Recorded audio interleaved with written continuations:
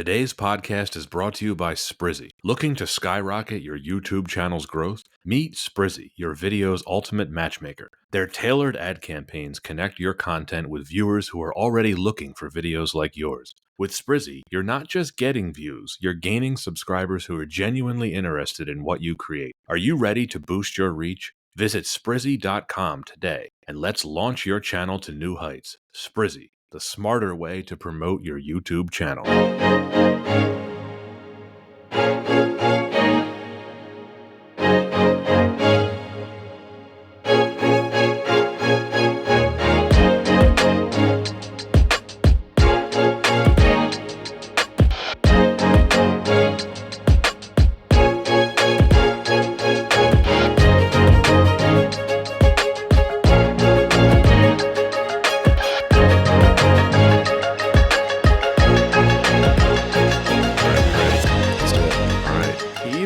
The gramophone on safari, 3 rifles, supplies for a month, and Mozart. Hello, everyone, and welcome to Why Wasn't It Better? I am your host, Patrick Darms. And I'm your co-host, Anton Paras. And it's just us today. We are now in Season 7, Anton. Oh, man, Season 7. Lucky number 7. We've probably said this already, but this is our most ambitious season yet. It's not our season premiere, but this is the first Season 7 episode that we're recording, so why not talk about it a little bit? Yep, lucky number 11. Yes, thank you for referencing a delightfully mediocre movie from the 2000s. Yeah, I don't think that there's a lot of people that think about that movie a lot. So no, I'm amazed you just brought it up. Well, let's get past it because we have a different film to discuss today. Yeah, we do. We are sort of doing a new category with this episode. This is something that I have thought about doing for a while. We talk about the Oscars frequently on this podcast. If not every episode, I would say then almost every episode. Would you agree with that? Yeah, I think so, because it's a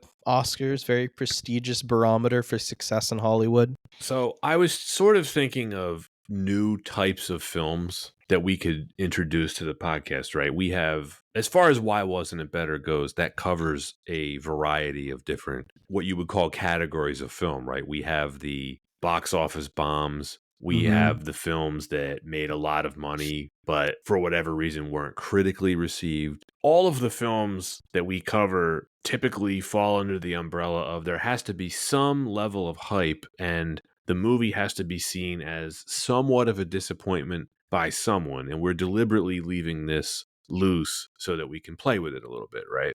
Mm-hmm. So I thought, why not cover the so-called worst Best Picture winners in Academy Awards history? More often than not, films that win at the Academy Awards are often criticized for winning, whether it's an immediate backlash or a retrospective backlash 10, 20 plus years out, where you're just looking at the Oscar winners and you're like, well, how did that win? Nobody remembers that movie, or wow, that's a bad movie. How could that have possibly won? So that's what I thought we would do here. And why don't you intro this film for us? Gladly, sir. Initially set on being a dairy farmer, the aristocratic Karen Blixen travels to Africa to join her husband, Bror, who instead spends their money on a coffee plantation. After discovering Bror is unfaithful, Karen develops feelings for hunter Dennis Finch Hatton, but realizes he prefers a simplistic lifestyle compared to her upper-class background. The two continue on until a series of events force Karen to choose between her love and personal growth. Released on December 18th, 1985 by Mirage Enterprises and Universal Pictures, directed by Sidney Pollack, screenplay by Kurt Ludke, based on the writings by Karen Blixen, aka Isaac Dennison, starring Meryl Streep, Robert Redford, Klaus Maria Brandauer, Michael Kitchen, Malik Bounds, Shane Rimmer, Joseph Tiaka, and Michael Goff. Budget of $31 million, so $90 million adjusted for inflation, at a box office of $227 million, so $665 million adjusted for inflation. And the film today is out of Africa. There's going to be quite a few listeners that are probably very intrigued by the film selection today. So, Pat, we started talking about it a little bit. Why are we talking about that film today? Out of Africa, to your point, may confuse some of the listeners, right? It won 7 Academy Awards. It made a lot of money. I was actually surprised at how much money that it made. I knew that it was a hit, but $227 million in 1985 is a lot of money. Yeah, but I think probably one of the questions is around cultural staying power. Yeah, and that's what I'm about to get into this. So, worst Best Picture winners. I was Googling this, right? I'm like, okay, well, what are considered the worst Best Picture winners of all time, right? Because we've now, at this point, we've had 97 Best Picture winners. The Academy Awards has been around for almost a century. Out of Africa is frequently near or at the top of lists that you see published on this subject, right? Here's some examples for you. USA Today has Out of Africa ranked 88th of the 97 Best Picture winners. Vulture has this ranked 76th. And if you're going on Rotten Tomatoes, this has the 94th lowest score of the 97 Best Picture winners. Wow. I thought this was a good place to start. We are going to be covering a number of films that fit this bill of worst Best Picture winners, right? Like I said, this is a little bit different than other types of films that we have been covering, and yet, also because it's my podcast, I do feel that this is perfect for the category of why wasn't it better? Now, you mentioned staying power of this film, right?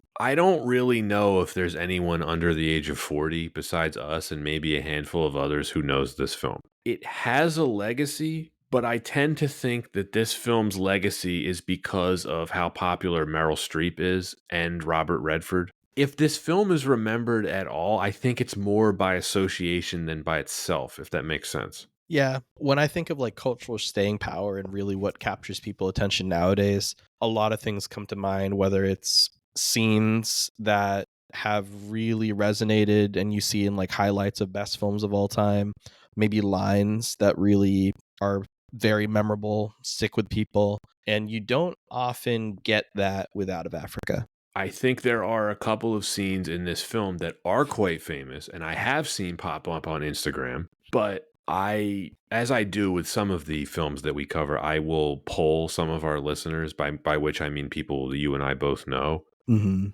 of them had really heard of this film. Right, and I mean, I think the sample size of it too. Right, it's not a huge sample size, but no, and I mean, even just thinking about what films do end up getting referenced all time, whether it's the scenes, the staying power, it's how many times have you heard "Life is like a box of chocolates," or how often have you seen any lineup of any of the most famous battle scenes of the Lord of the Rings series come up in a highlight reel? Right. I also wanted to cover this film because of who's involved in it. I love Meryl Streep. I love Robert Redford. Meryl Streep is, I think it's not controversial to call her the best actor of her generation. She has all of the accolades to show for it. This is actually one of my favorite Meryl Streep performances, and yet I don't think most people would agree with that.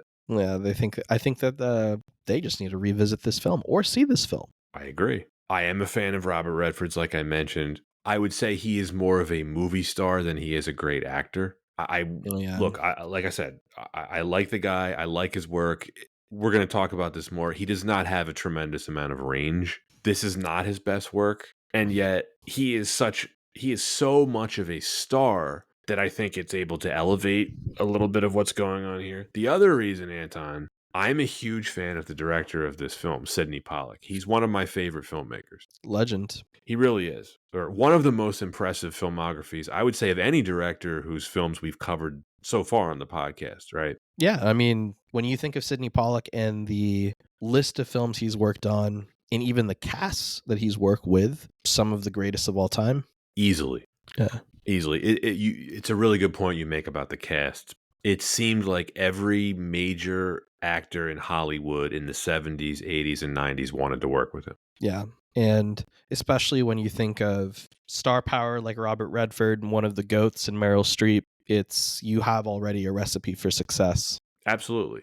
If any of the listeners are not familiar with his work, definitely look him up. 2 of his films are some of my all-time favorites, 3 Days of the Condor and The Firm. The Way We Were and Tootsie, they're classics in their own right.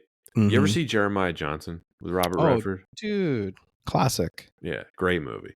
And even some of his lesser-known stuff today. Now, obviously, if you're a fan of Sidney Pollack, you're going to know all this stuff. But if you're not, all of these I would recommend checking out. The Electric Horseman, They Shoot Horses, Don't They? Absence of Malice. It's a really great one with Paul Newman and Sally Field and Wilford Brimley and a bunch of others. Sorry, Wilford Brimley always brings a smile to my face. That's like pseudo young Wilford Brimley, only in his 40s, but looked like he was 65 in that film. Havana is another collaboration that Pollack did with Robert Redford. I think he did 6 or 7 films with Robert Redford. Latter stage Sidney Pollack I like as well. Random Hearts with Harrison Ford I think is an underrated film.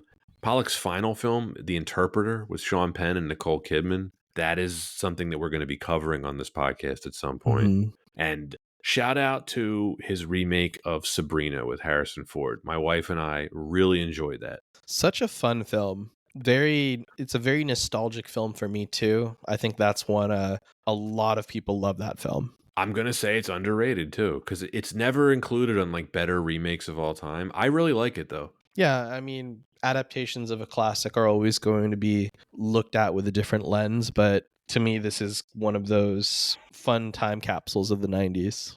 It is. It's one of my wife's favorite movies. I've watched it with her, I don't know how many times. It's one of her go-tos. 90s Harrison Ford is a force, and Yeah. Sabrina is just, again, it's a great story, and then getting adapted for the 90s is always very entertaining. Yeah, they did a good job with it. Yeah, Pollack, also a bit of an actor, as we saw in Eyes Wide Shut, a film that we covered. Always fun to see that. Yeah, I would say he's also a really, he was, obviously, he passed away in 2008 of cancer. Mm-hmm. He was a very influential producer as well. I don't know if a lot of people know this, but his fingerprints were all over a lot of really successful movies. Mm-hmm. I'm just going to run through some names for you. Maybe you knew some of this, maybe you didn't. Presumed Innocent, one of my favorite movies that we're going to be covering. We've talked about this before. Again, with Harrison Ford. He was one of the producers of Sense and Sensibility, the Ang Lee film. Right.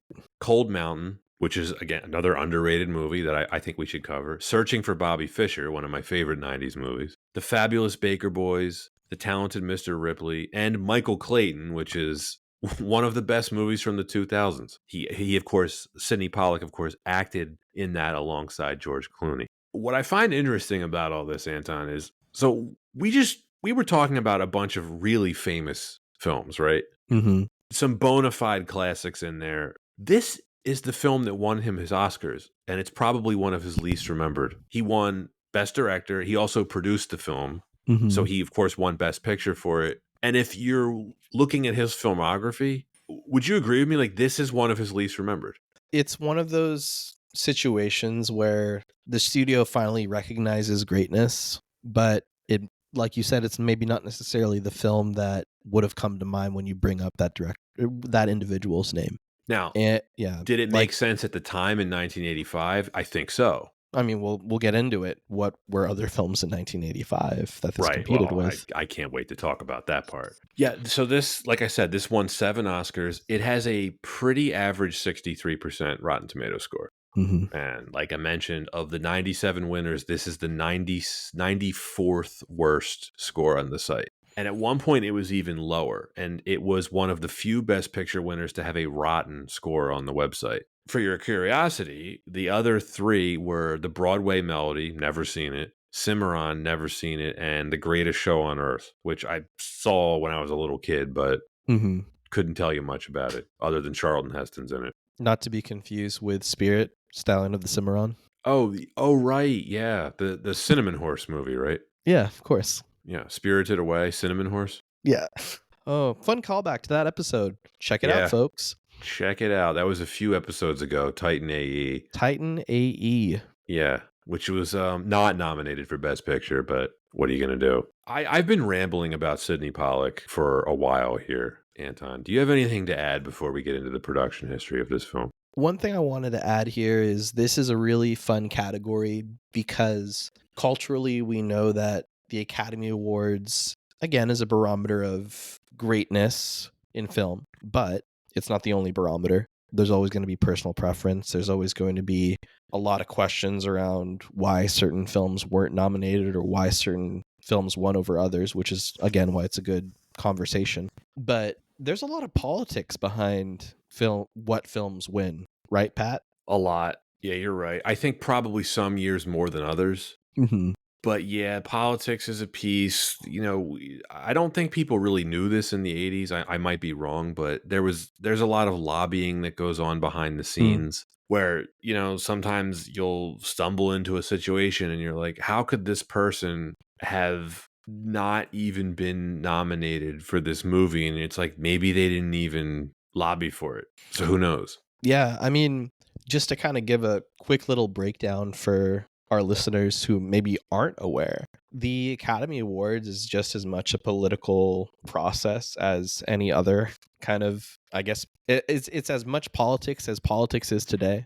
There's so much campaigning that has to go on for major studios to get their films to win in certain categories that really is not that different from politics and campaigning. Whether it's starting out with getting the right people attached to a film, how often are those films getting put into film circuits, then actually working with different critics and critics awards to get the film building in the buzz within the media, to then even putting then submission for Oscar campaigns, whether it's for consideration, film screenings, advertising dollars, and then actually people would consider them bribes, but meetings with the different participants of the judging committee, and then providing them with, basically they're just gifts.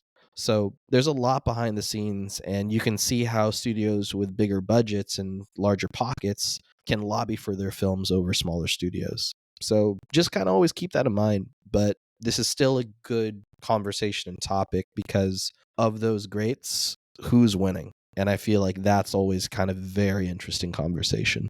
Production history of Out of Africa. So attempts at turning Karen Blixen's writing into a film had been made decades prior to this. Blixen refused to option her work during her lifetime, and after her death in 1962, her estate honored her wish, at least until 1974 when they decided to sell the rights. So, LOL. The story was originally planned as a project for Greta Garbo, and at various times, Orson Welles, David Lean, and Nicholas Roeg,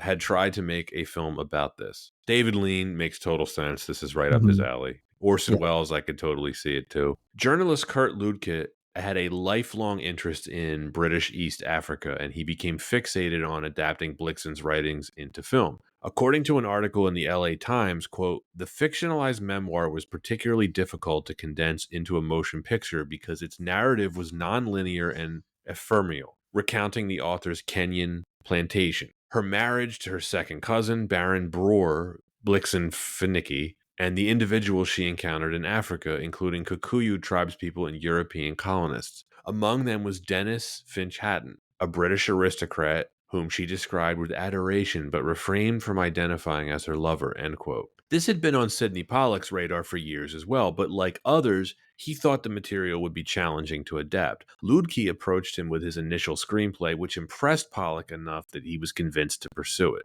So the two of them spent about 2 years working on the screenplay before bringing the project to Columbia Pictures. The studio wasn't interested in financing an African-based project, so the film ended up in the hands of Universal. The elements to the plot included Karen Blixen's Out of Africa and Shadows on the Grass. The film tells the story as a series of 6 loosely coupled episodes from Karen's life, intercut with her narration. The final 2 narrations, the first a reflection on Karen's experiences in Kenya, and the second a description of Finch Hatton's grave, were taken from her book Out of Africa, while the others were written for the film in imitation of her very lyrical writing style. David Rayfield did an uncredited rewrite. Now, the role of Karen Blixen was originally offered to Audrey Hepburn. At one point, Jessica Lange was attached to the project, but she lost interest. Meryl Streep lobbied hard for the part. Sidney Pollack initially dismissed her as he did not think she had enough sex appeal. She landed the part by showing up for her meeting with the director wearing a low-cut blouse and a push-up bra.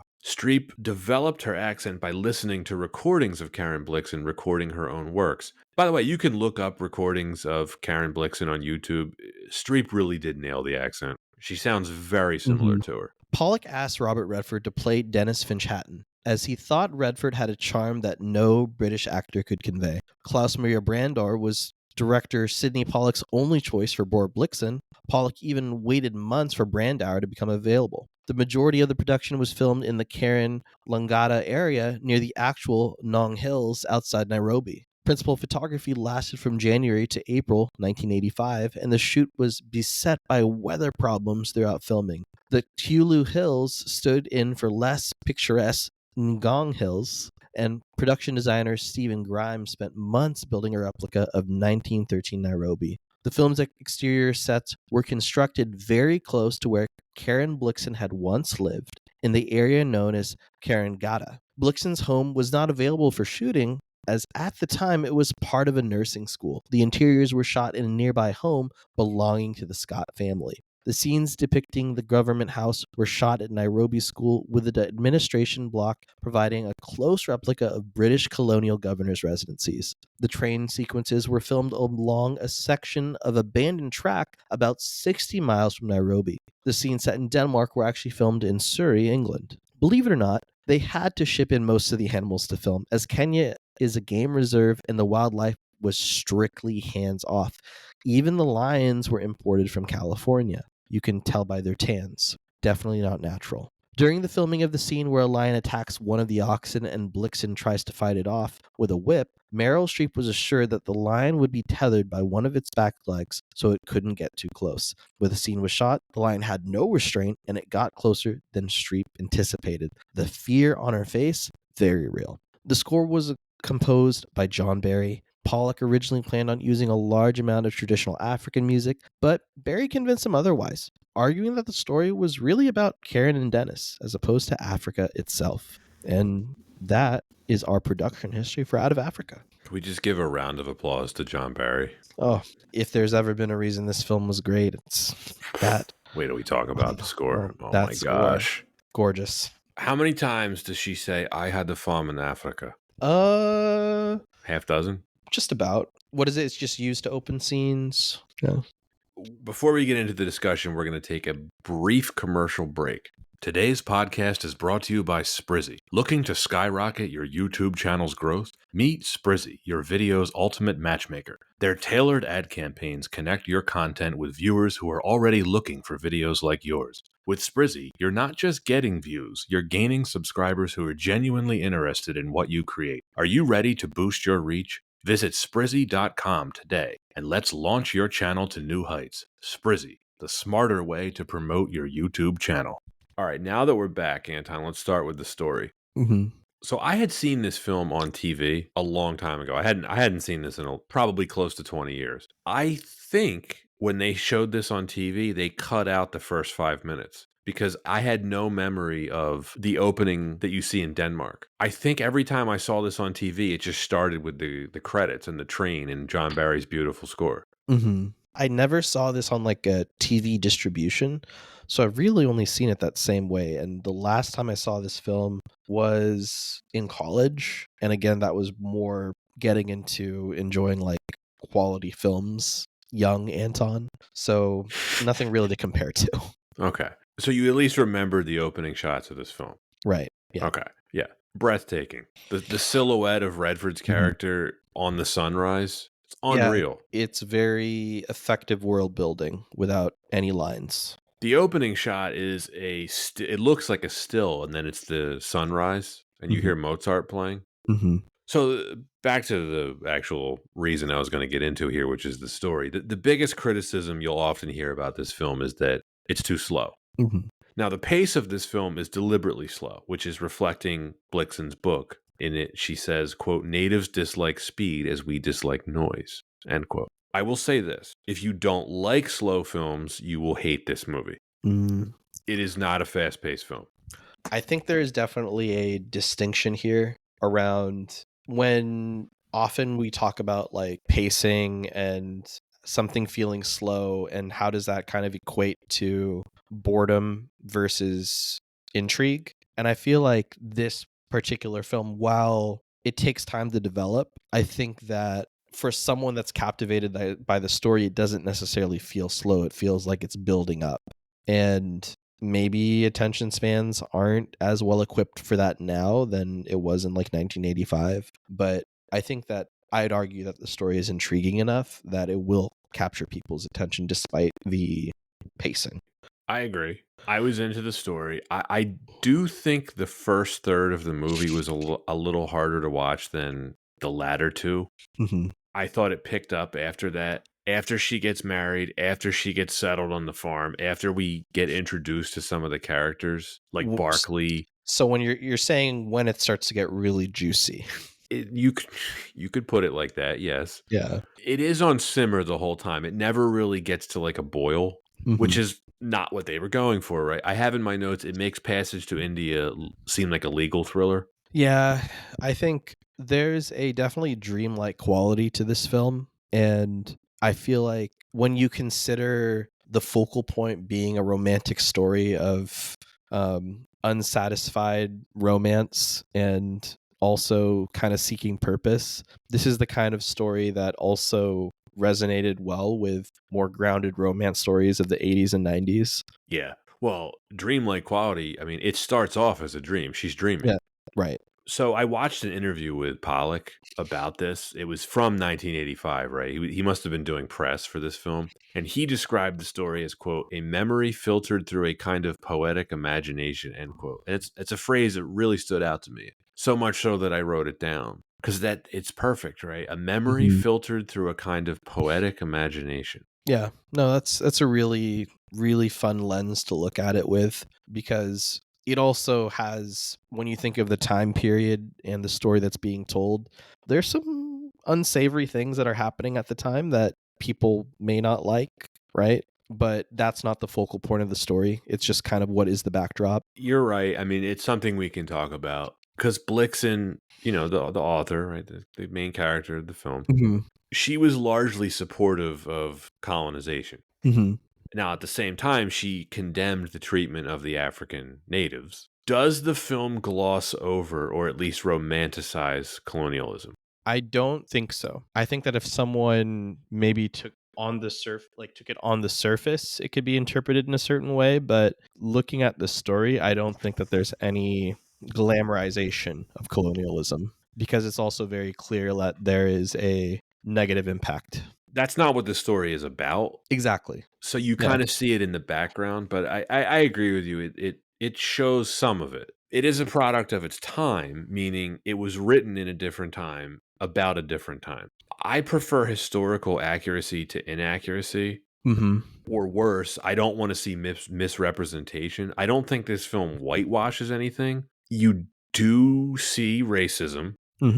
It's not prominent in the story because, again, the story isn't about that part of it. I wouldn't say there's anything particularly controversial in this film. That's not what the criticism is centered on. It's mostly just that it's long and slow. Right. And I think, even the conversation that we're having around the controversy of British colonialism and its impacts on Africa, I could see that just totally going over someone's head of a kind of movie they would be interested in. And add on top of the fact that's the backdrop of a romance film of a Danish immigrant. Yeah. So you could call her an immigrant or a colonizer, whatever, Yeah. Add that to the fact of I think it's mainly used as the backdrop because that is the setting of the time, and it's not necessarily trying to make a specific point about whether or not it's good, if that's fair. Certainly the character Karen, who obviously a real historical figure, she was in some respects trying to improve the lives of the natives.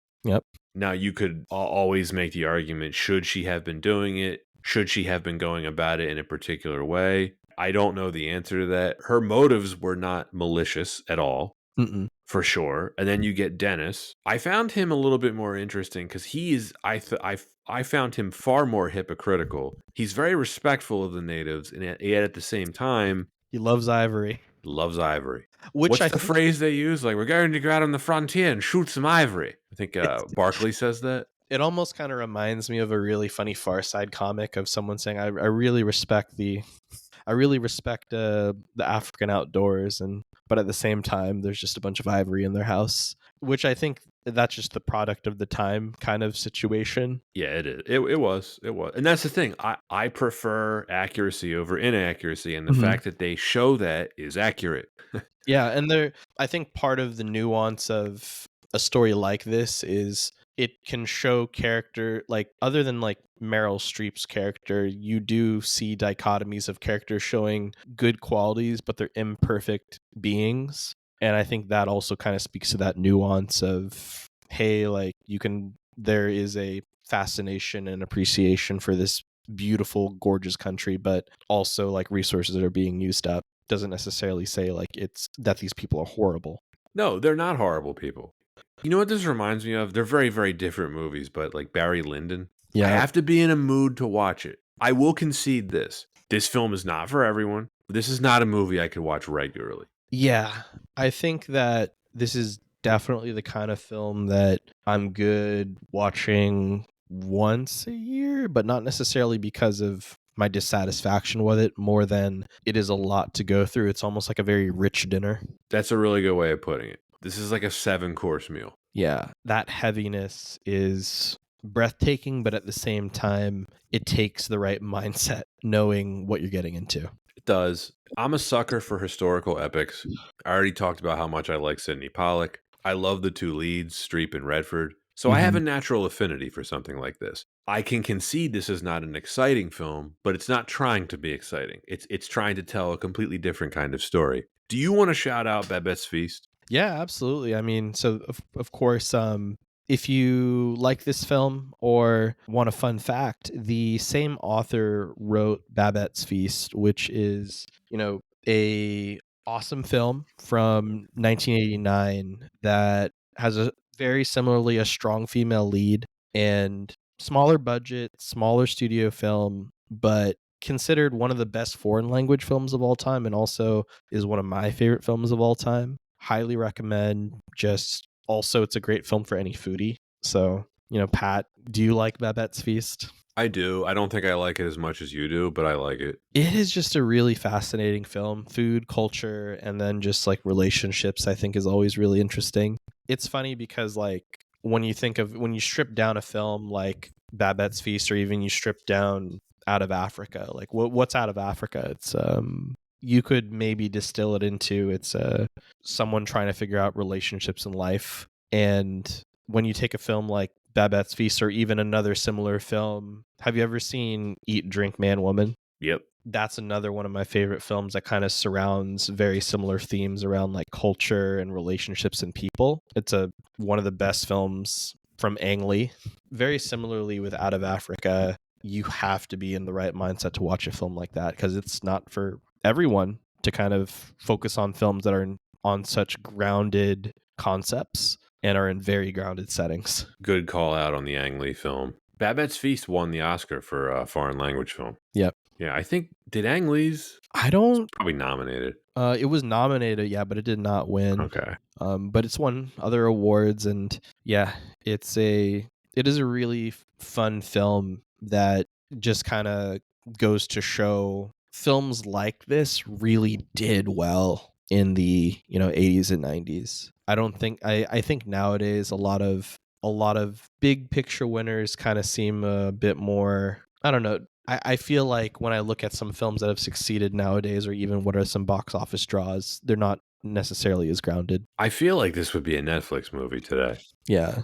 And would it be successful? I don't know. It depends on how you measure that with Netflix views, right? But like, I can't picture this getting a major theater release with a $90 million budget today. No, and if it was a Netflix movie, The Rock would be Robert Redford. And oh, shout out to The Rock. Back to the story of Out of Africa. I think if there's one thing to criticize, my wife actually brought this up when we were watching it the other night. The timeline of this story is not exactly clear. Like, did you know how many years the story took place over by the end of it? I mean, over the course, like it was, what, a decade? About, yeah. Yeah. But you don't get that in the film. You kind of have to piece it together. Part of that is they don't add any like aging, not that. No, you get like comments here and there from Meryl Streep's character saying like, "Oh, I'm growing old," but it's like you don't look the same. Yeah.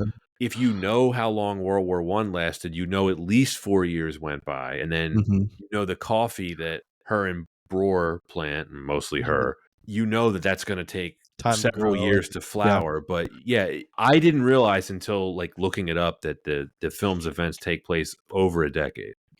There is an article A Historian Goes to the Movies, which is a movie blog written by A.E. Larson. It states, quote, in typical Hollywood fashion, the chronology of the film is quite vague, confused, and compressed. Blixen arrives in Africa in 1913, a year too early, and meets Finch Hatton immediately. Then the war comes, and her interest in Finch Hatton slowly develops. Then she's diagnosed with syphilis and returns to Denmark. The war ends in 1918. When Kenya achieves full crown colony status in 1921, she and Finch Hatton kiss for the first time. The same evening, she tells Broer to move out. After this, the film loses all sense of time. Finch Hatton moves in. He takes her flying, having learned to fly the day before. They have sex for the first time. She and Broer divorce, and she and Finch Hatton quarrel about marrying and breaking up. Then the coffee factory burns down. She sells the farm and Finch Hatton is killed. The uninformed viewer could be forgiven for assuming that her relationship with Finch Hatton really only lasted a year or two rather than the 9 years it actually lasted, and that she left Africa perhaps in 1923 or 24, since none of the characters aged perceptibly. End quote. Mhm. Yeah, reading that, I didn't even realize all that. Her first kiss with Dennis takes place 8 years after she meets him. That's not really clear in the film. No, it's not. But I think there is some artistic interpretation that allows for creative license in this regard, because you can still have the scenes impart the same impact without knowing the amount of time that has gone by. Now, I think an even better film would allow an understanding of that time, but you also kind of see other films that jump between time periods back and forth that also make time not make sense. I think that this is maybe just another version of that. It's just you're not getting the proper time lapse, but you're still seeing the most important parts of those scenes that move the story forward. Everything you're saying, I agree with. And it brings me back to that Sidney Pollack quote, a memory filtered through a kind of poetic imagination, end quote. I can see where they're coming from, right, with the unclear timeline. Now, that being said, I think it would have been a little helpful to have a better sense of the time that was taking place, but I'm willing to forgive some of it because the love story works. And rewatching this, I was surprised at how emotional and romantic the film is without being cheesy. It really held up well. Why do you think that it was able to do that so well? Because I agree, and I feel like there's definitely a quality for certain films like this that can make it not seem sappy. I think there's a couple different reasons you could explain that with. I want to give the credit for this to Sidney Pollack for his direction, because what I was surprised by, and again, I hadn't seen the movie in a while, so this was not fresh in my memory, and I had forgotten a lot of stuff that takes place in this film. A lot of the drama in this film does not come from the actual romance. A lot of it comes from just Karen's struggles on the farm by herself, or when she's taking the supplies to Broer and the other men who are fighting the war. You get a bunch of drama there. Her relationship with other people, her non-romantic relationships with others, right? Like Farah, like Barkley. Like, for example, the final 15 minutes of the film, Anton, Dennis's funeral, her saying goodbye to the houseboy, being invited into the gentleman's club for the drink, right? Yep. And by gentleman's club, I don't mean a modern day gentleman's club. I mean, we don't mean a place called Cheetahs. right, no. And then her final farewell to Farah, the drama is being spread out equally between this stuff as well as the romance. And I think you can also credit the performances and how well written the dialogue is. None of it was cheesy. None of it was sappy. For as much drama as there is in this film, there's no melodrama. Yeah. I always kind of think of it in terms of how often does a film kind of push a point, or how often does how does a film try to convey certain feelings genuinely? And I feel you feel the authenticity if it's not a fleeting moment, and if it fits well with a character, or it fits well within the way that the story is written. And throughout, it never kind of flip-flops between certain tones. So as you said, as it continues to build up with certain feelings and gradual tones within the film, especially like the ending, it fits very consistently. And that's what adds to that authenticity. I don't want to say I teared up at the end, but I was feeling it. Yeah, I definitely felt it during the gentleman's club scene. Again, there's no melodrama. She doesn't give any speech to them. There's no scene where she's overacting. Mm-hmm. She goes in there. She acknowledges the respect that they're all giving her. She has the drink, and all she says is "thank you." That's it, Yeah. and then just leaves. And they often say, a picture's worth 1,000 words, and great directing can create those pieces of art that you can pull from it all the emotion and story you need. And when you have someone like Meryl Streep that can sell a scene with the look of an eye or just the wince of the face, it's because of scenes like that you can kind of draw emotionally from our own experiences that can empathize with these characters. And I think that's what this film really does well. I can see why Pollack won Best Director because of all the stuff we're talking about. That's the direction, right? It's how he was choosing to direct these scenes. And again, I want to credit the screenplay. None of the dialogue is cheesy. There's no corny line in the film. In fact, quite the opposite. I found the dialogue really brilliant. There's one I have written down. It's Karen's narration. She says, quote, "It's an odd feeling farewell. There is such envy in it. Men go off to be tested for courage, and if we're tested at all, it's for patience, for doing without, for how well we can endure loneliness," end quote. What's your favorite scene? I think that scene with the Gentleman's Club. It's really effective. I think like if I had to choose like a scene in like a film class that is just so effective in displaying growth, story, and using it with cinematography, it's this shot. Because I think one of the coolest things is when you look at this scene compared to earlier in the film, and even her size and appearance compared to the shots of, the gentleman around her. And the way that she shot in the ending scene is she's more of an equal within the shot, not kind of smaller compared to how grand and big the men feel in the scene. So that's also a really interesting way of looking at it. I think it's just such a smart scene and just a very effective scene. Yeah, there's that one guy, you know who I'm talking about. He's smoking a pipe. He's kind of portly. He's got a beard. He's the one who had her kicked out when she first goes there in the beginning of the film. And you don't know who he is. I don't think he has any lines in the entire film, but you see him in a few different scenes. You know he's someone important. And when he stands up with the rest of the men at the end of the film, acknowledging her. Yeah, you're right. It's brilliant visual storytelling with minimal dialogue. Yeah.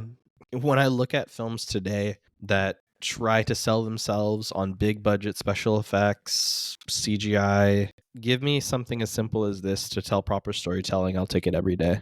I have a couple scenes. First of all, her scene on the beach with Dennis, I think it's just the dialogue's great.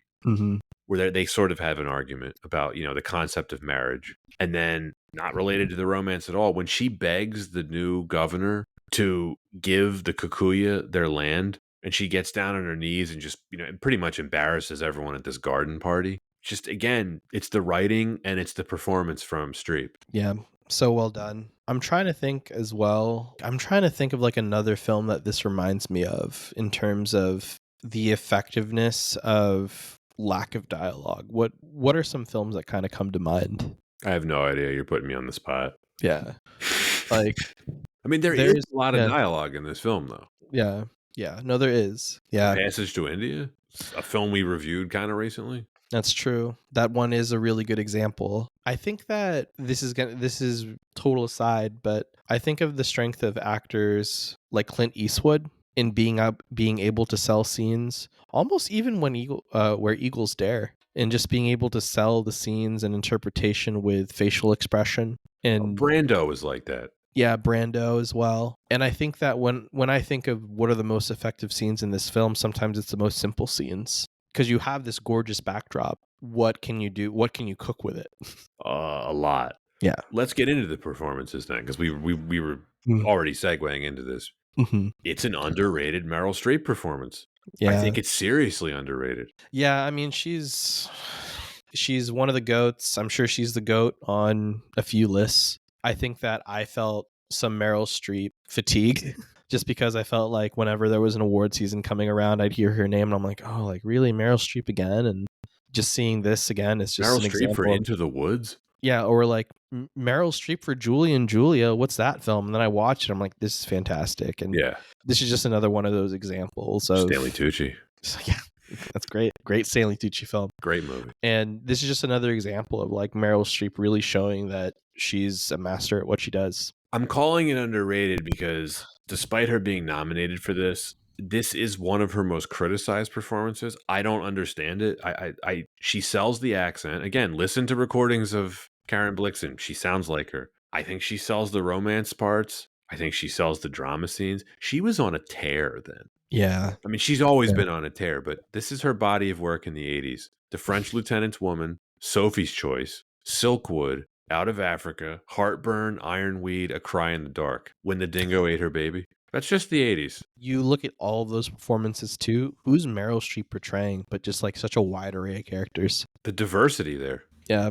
And she always puts the time in to just become a different character or a different being altogether. It really is amazing. I think this is my second favorite performance of hers. And the first is Devil Wears Prada. Yes, it's so good. I know it's probably a popular choice, but it's deserved. It is very well deserved. Speaking of Oscars, she did not win for Devil Wears Prada. It's my favorite performance of hers. It's one of the best performances of the 2000s. I can't even fault the Oscars that year for not giving it to her because do you know who won instead? I'm trying to think. All right, so Devil Wears Prada, 2006. 2006. It's something that like no one would disagree with too when they hear it. They're like, "Oh yeah, okay." Shoot. Must be a gimme. Yeah, can you give me choices? Well, I mean, it was basically the performance was the actress playing probably the most famous person in the world, or one of them. Madonna and as Ava? No, I'm just kidding. Evita? Yeah. Helen Mirren and the Queen. Oh, yeah. No, that makes sense. You're like, okay, that's deserved. Yeah, very well deserved. Yeah. The funeral scene where she's reciting the poem and the scene where the doctor tells her she has syphilis, I think it's some of the best acting Meryl Streep's ever done. Yeah.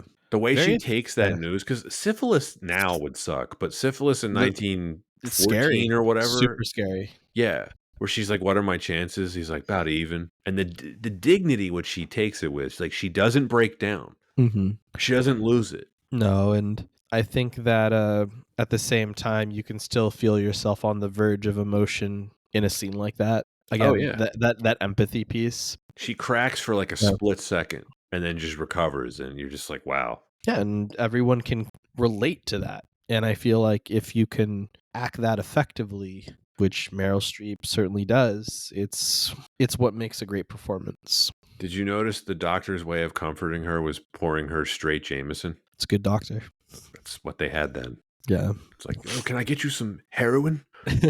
The other star of the film, Robert Redford, his performance was not well received. Much of the criticism centered around the fact that he was supposed to be playing an Englishman and he has no English accent to speak of. Yeah, I think that's one of the things that took me out of it a bit, but I don't think he was horrible. He's not horrible. I think he was still very charismatic. And he's Robert Redford. He oozes charisma.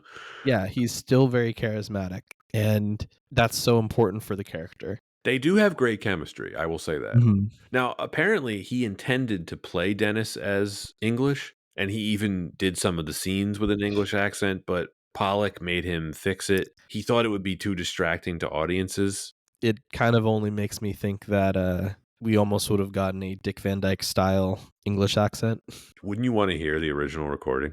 What do you mean, Mary Poppins? I was thinking it would be like either that or Kevin Costner in Robin Hood. Oh my god! Where it just fades in and out.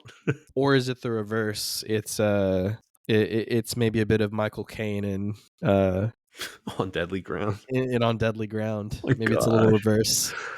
Yeah, no, I don't think he ruins the film. I was surprised they actually took this approach. I don't know whether they just wanted to remain faithful to the source material or not, but like, why not just make him American? Source material, probably, just still sticking to it. Well, you remember the scene right after World War I breaks out, and they're all gathered. All the gentlemen are gathered in the gentleman's club where Michael Goh's character is like talking about like, we know this, the war started, we don't know what we're gonna do yet, yada yada yada. After that big powwow, Redford's character Dennis, he is arguing with Barkley, and he says this line about like, this doesn't even involve us, it doesn't have anything to do with this, and he makes that comment about He's like, oh, for heaven's sake. Like, he's like, the Kaiser was Queen Victoria's grandson. And it's like, he sounds so American. It's like, what are you talking about, man? It just kind of takes you out of it. It does. Yeah. Look, it doesn't ruin the film, but it is a flaw. You're right.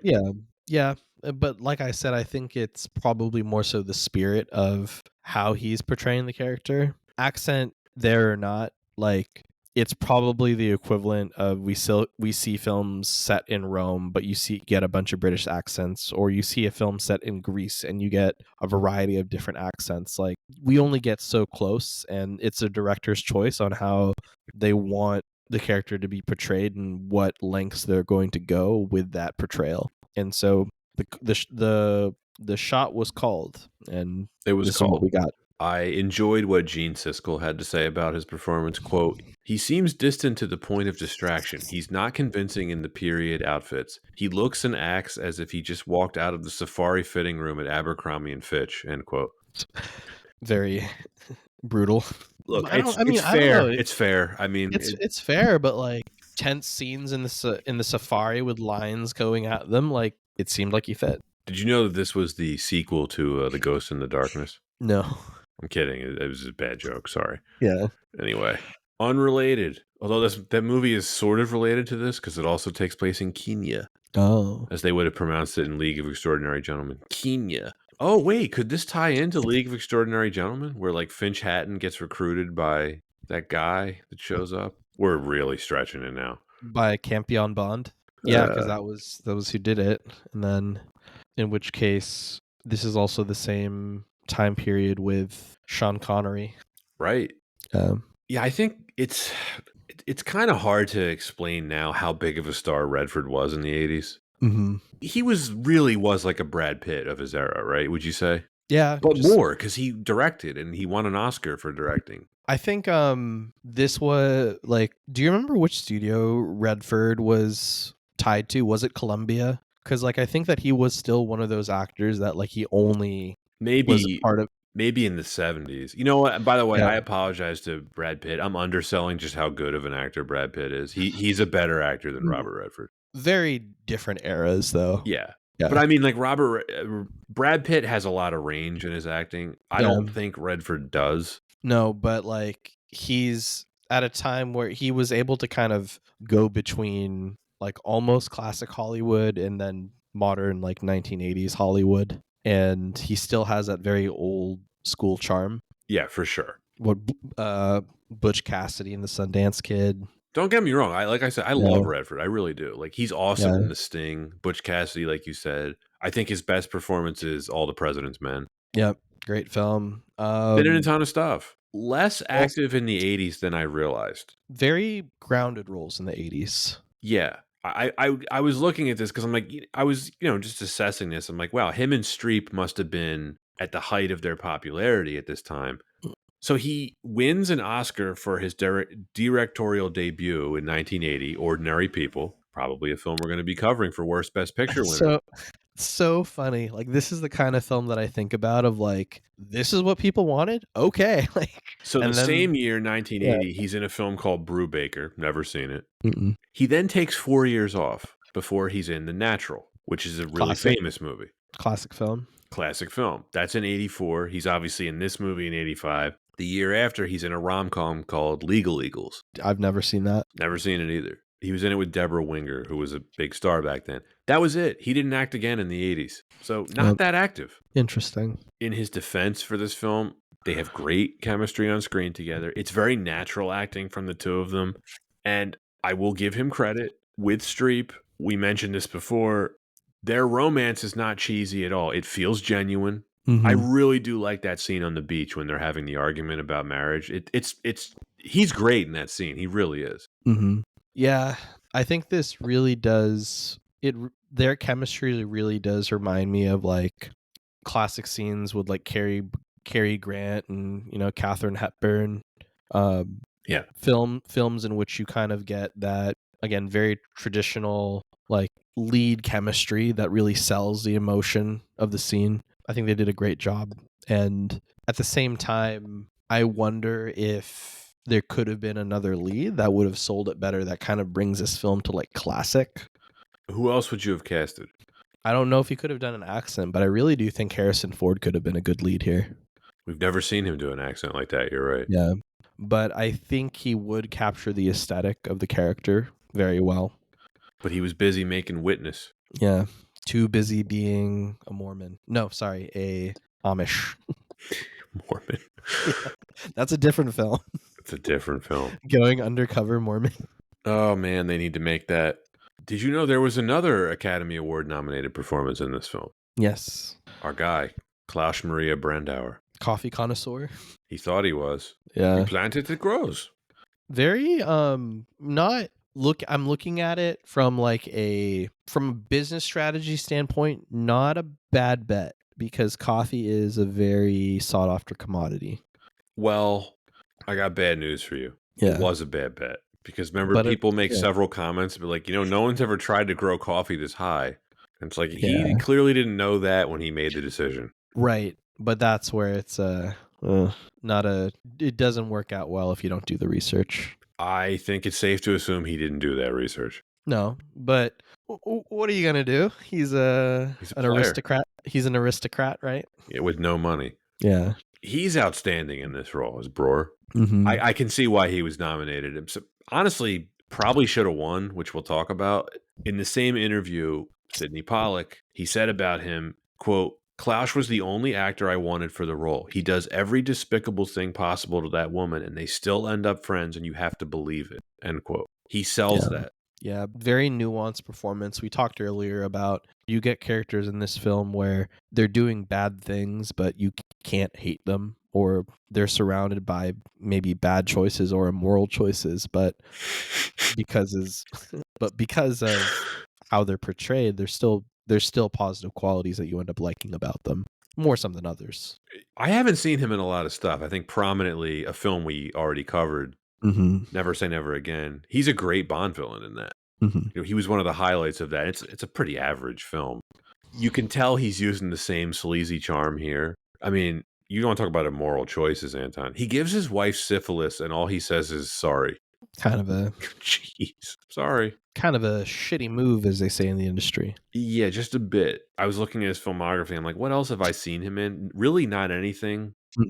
He was more of a stage actor, it looked like. But he was great. He was very hot during this time. Pollack says he's the only actor I wanted for the role. I remember Connery making a similar comment about he really wanted him to be the villain in Never Say Never Again. So he was very much a sought-after actor during this time. And this is probably his most famous role because it's what got him an Oscar nomination. Yeah, an actor that can portray very out of this world or very large, egotistical, charismatic performances that doesn't overshadow the leads, but at the same time, has a lot of strong staying power in this whatever scenes he's in. We talked about before, using Mephisto, so he can carry a film on his own. So yeah, he was a real talent. Rest of the cast, not huge roles, but Malik Bowens as Farah, Karen's servant. Small role, but he's pivotal, right? He's in a lot of scenes. He's a standout. When she gives him the compass at the end and says goodbye, it's really touching. It's really, yeah. She says, I want to hear you say my name. It's touching. We have 2 Bond actors in this film. 3, technically, if you want to count Klaus, which of course you can. So Michael Kitchen plays Barclay Cole. Great role. He is going to pop up in a couple of the Pierce Brosnan films that we cover. He plays Tanner, the chief of staff of MI6. Oh snap. Yeah. He's in GoldenEye and The World Is Not Enough. You feel bad when his character died, and we get a Mrs. David Bowie cameo. His, I guess, wife, maybe? I don't know if they're married. Yeah. And of course, Shane Rimmer. Our boy. Yeah, our boy, Shane Rimmer, as Belknap, the guy who runs the farm. And then Alfred Pennywise as Lord D, or whatever his name is. Lord D, what a name. Well, he's just like, you can call me D. It's like, okay. Those are the most recognizable faces. Not a huge cast. I love the safari look, just when I think about all these characters and how they dressed. Do you own a safari jacket? I don't own a safari jacket. Why? To be honest, I've always wanted to get one, but the best ones that I've looked at are usually British brands, and it's just too expensive. Yeah, I was going to say, I've never seen them cheap, ones that aren't like polyester. Yeah, and I wouldn't want to get just a shitty fabric. No. Right? Yeah, you don't want polyester. Yeah.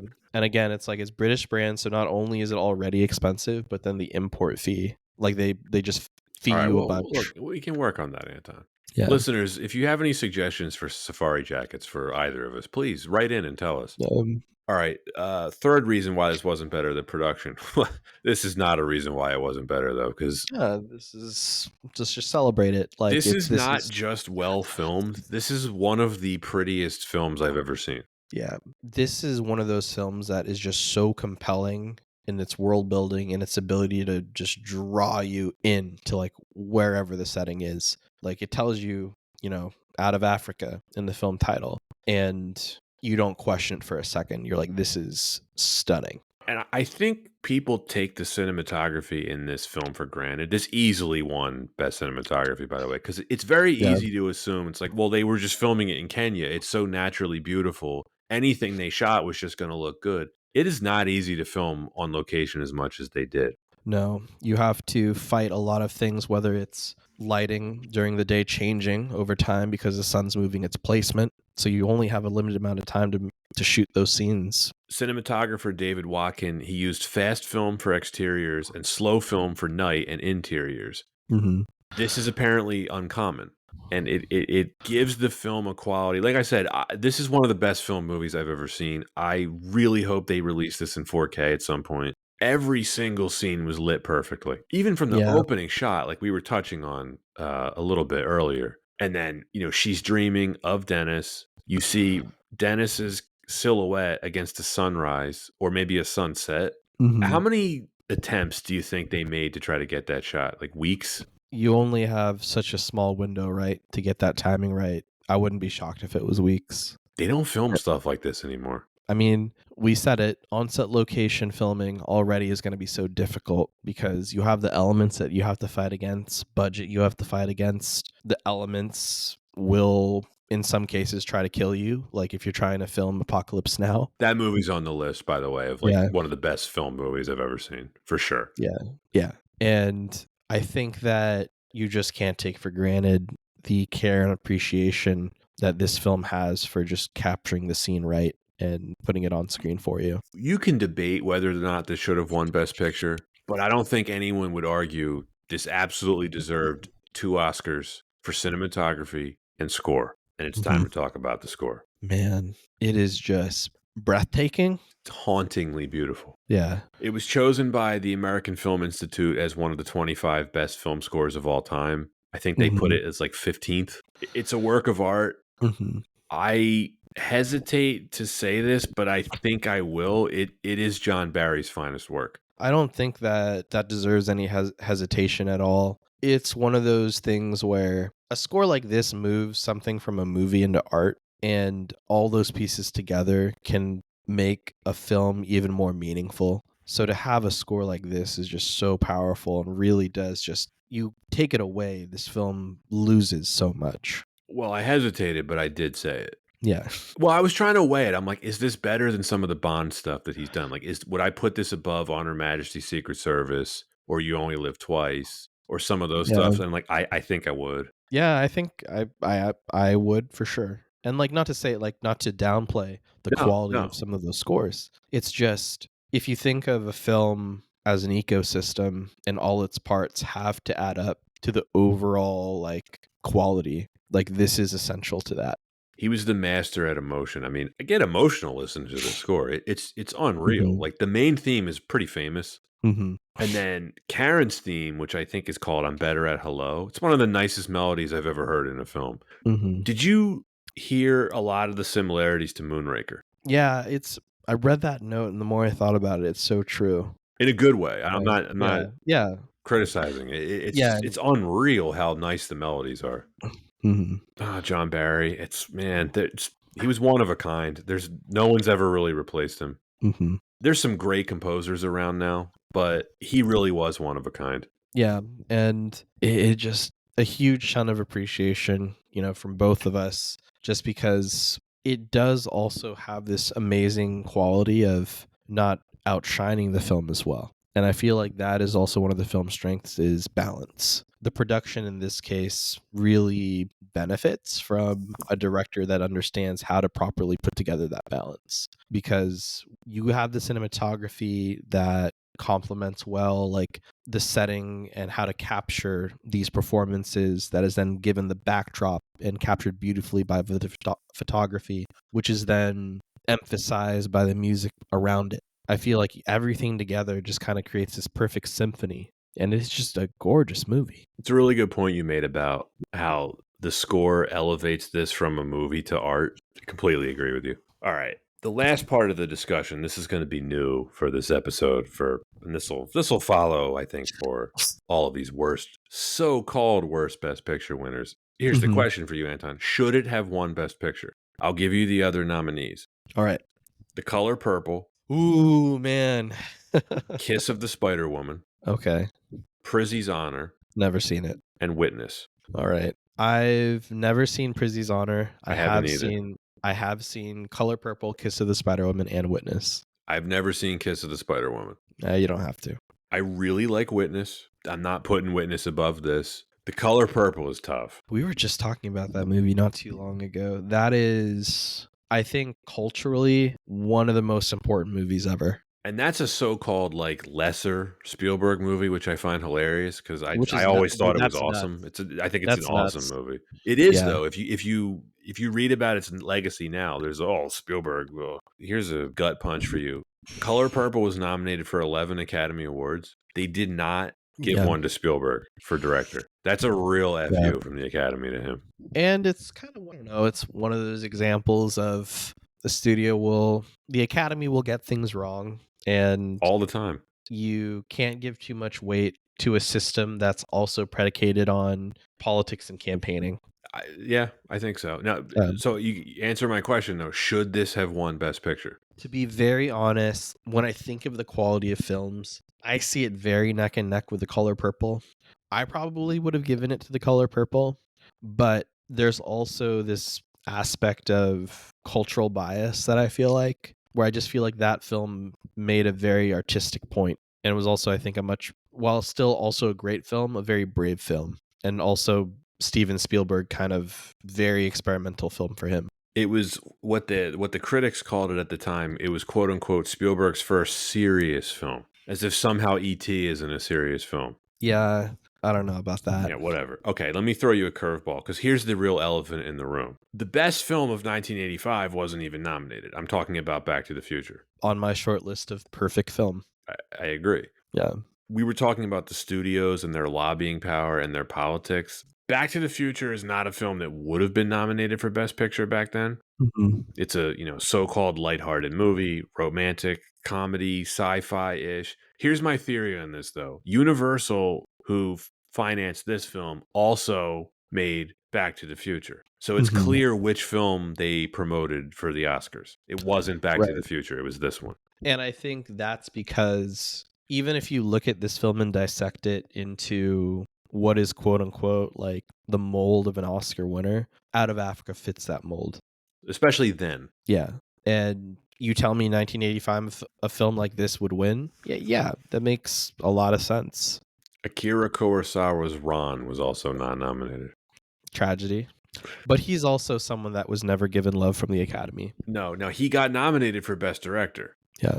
But if any of the listeners haven't seen Ron, check that out. Yeah, I mean, this is also kind of one of the gripes is Akira Kurosawa, for his films being astounding as they are, not only was he never given love as a director, but it was also at a time that foreign films were kind of seen lesser than compared to U.S. contemporary films of the time. So even nominations for him would have kind of come under the best foreign language film category, which is then, considered a step down to not even being nominated for Best Director. Right. I think it's different now. Yes, it's very different now. I think the major turning point for that was Crouching Tiger, Hidden Dragon. Yeah, and the point that also forced new categories and showed how to take different genres differently was Beauty and the Beast, right? Breaking the perception of what is a best film. So we're both saying Back to the Future should have won, right? I think so. Yeah. As culturally important as Color Purple is, and as beautiful as a film out of Africa is, I think that Back to the Future is just amazing in so many ways. The Best Actress winner wasn't Meryl Streep. It wasn't Whoopi Goldberg for The Color Purple. It was Geraldine Page for The Trip to Bountiful. Never seen it. Never seen it. No disrespect to Geraldine Page. She didn't deserve that award. Whoopi Goldberg should have won. That was her first movie, too. Now, Whoopi wasn't in a ton of movies, but she was in some very... Well, she was then. Right, but Whoopi Goldberg in general has been in some very memorable films, and like just some of the most famous films of all time, right? Yeah, I mean, she gets her Oscar for Ghost, and most people feel like that was a makeup award for not giving her the Oscar for Color Purple. But she was still... She's awesome in Ghost. I'm not awesome. I'm not saying it was a wrong award, but that's how a lot of people feel that way. Yeah, and then of course she shows that she can make big hits because she is part of the box office draw in Ghost, but also pulls it in with Sisterhood. Sister Act. Yes, Sister Act. Sister Act. Yeah, those movies were big at the time. Yeah, I mean, should Meryl Streep have won for this? I'm okay with her not winning because what does she have, 3 or 4 at this point? It's like, okay, they made up for it. I'm not saying she should have won. It should have been Whoopi Goldberg. Brandauer didn't win for supporting actor. Mm-hmm. Don Amici won for Cocoon. Like, what is that? Did you ever see Cocoon? Yeah, it's fluff. It's comedic. Yeah, it's fine. It's not. There's no performance in that movie where I'm like, that's an Academy Award winner right there. It's fine. Yeah, same. I get a very meh feeling when I think of that film. It's an irrelevant movie. No one remembers Cocoon. No one's talking about Cocoon 40 years later. But then, arguably, kind of coming back to it, it's how many people are still talking about it out of Africa? Not a lot. Just us. Just us. Hopefully more people after they hear this episode. Yeah, this is the problem with the Oscars, right? They're always getting stuff wrong. And this is why I don't put that much stock into it, because it's like, why can't we just appreciate what we had? Think about it. Not getting nominated for Best Picture didn't hurt Back to the Future's legacy at all. No. Everybody knows that was the best film of 1985. I think, though, that having that award attached to a film, it's all just kind of part of the politics of having a Academy Award tied to your film, if that makes sense. Like a studio wants that. Yeah. Oh, because for sure. Then, I get why they do it. Yeah, of course. Yeah. But I think that's where, dear listeners, if there's anything that we're trying to kind of pull away with even this category is, even by that barometer, it shouldn't necessarily be the only barometer to consider the quality of a film. But if we do hold it up to a standard, then let's make sure that we're looking at it fairly and objectively. Well, we've rattled through from discussion points on this. Should it have won Best Picture? We talked about the story, the performances, the production. Let's wrap it up. Let's give our ratings. All right. You want to go first? Sure. It's really fun to be able to look at this category and consider what is the worst of the best. And I think that this is a film that, while it may not have as much love as other best film winners, I think that there is so much merit with this film. And I really stand by my statement earlier in that this is a film that goes from movie to art, because this is a very artistic film. I think that this reminds me of the grandeur of a David Lean film, and is a great example of the proper balance that a director can take to put together a film and really capture just true essences and how to move characters together along with that balance to really tell your story.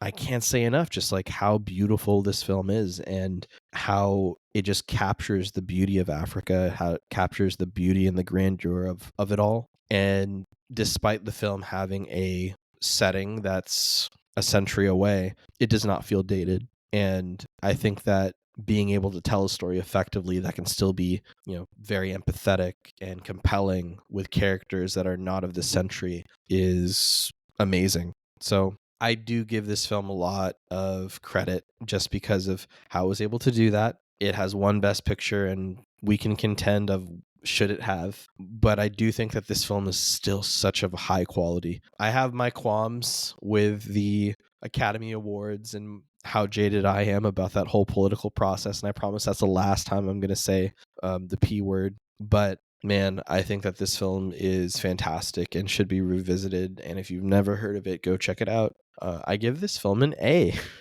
Political.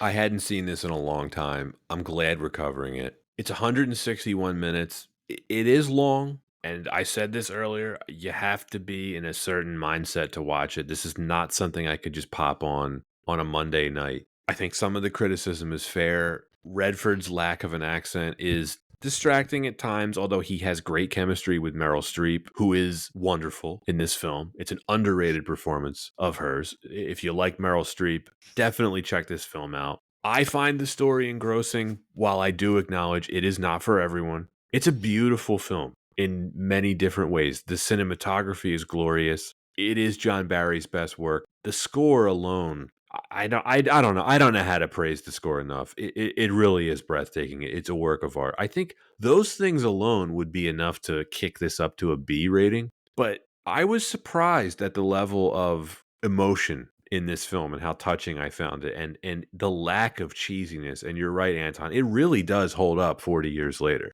It is one of the most beautiful movies that I have ever seen. This film is a perfect indictment of the Oscars. Should it have won Best Picture? In retrospect, probably not. But that doesn't mean that it's not good. It doesn't even mean it's not great. I think this is a great film. In fact, I think it's excellent. I'm with you on the A. Nice. Solid. Yeah, definitely. If you haven't seen this movie, check it out. And if you don't like it, too bad. Banging Meryl Streep performance. Well, that's it for Out of Africa. Next week, we are going to be continuing our worst Best Picture winners. Braveheart. Ooh. I have a feeling that'll be fun to talk about. Mel Gibson, friend of the show. He's not a friend of the show. He's not. Doesn't mean he can't make a good movie, though. But damn it, does the man know story structure? He does know story structure, among other things. Well, if you are listening on Spotify or Apple Podcasts, please give us a follow and a 5-star review. Be sure to check out our YouTube channel as well. And as always, you can find us on Instagram, Twitter, and TikTok. If anyone wants to support us directly, we have a Patreon. Links are in the description. Thanks for listening, and see you next time.